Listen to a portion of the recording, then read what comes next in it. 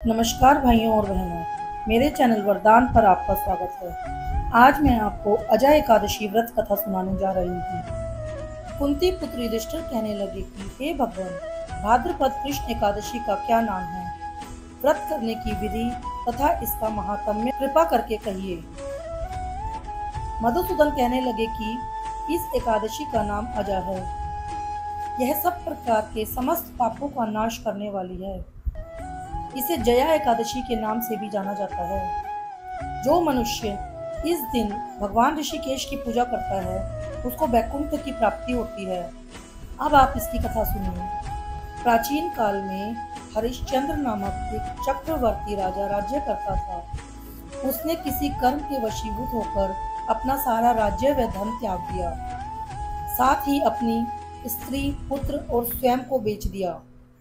वह राजा चांडाल का दास बनकर सत्य को धारण करता हुआ मृतकों का वस्त्र ग्रहण करता रहा, मगर किसी प्रकार से सत्य से विचलित नहीं हुआ।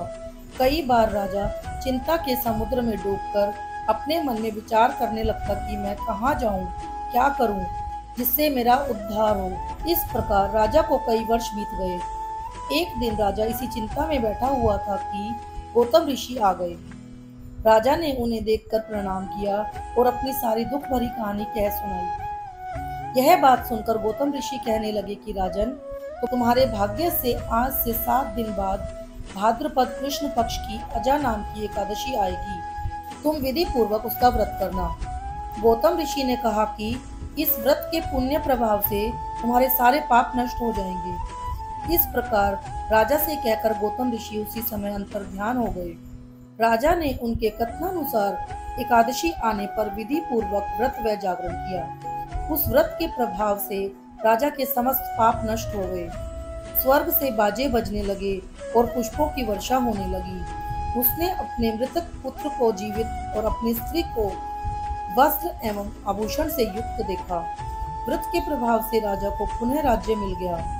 अंत में वह अपने परिवार सहित स्वर्ग को गया। हे राजन, यह सब अजय एकादशी के प्रभाव से हुआ।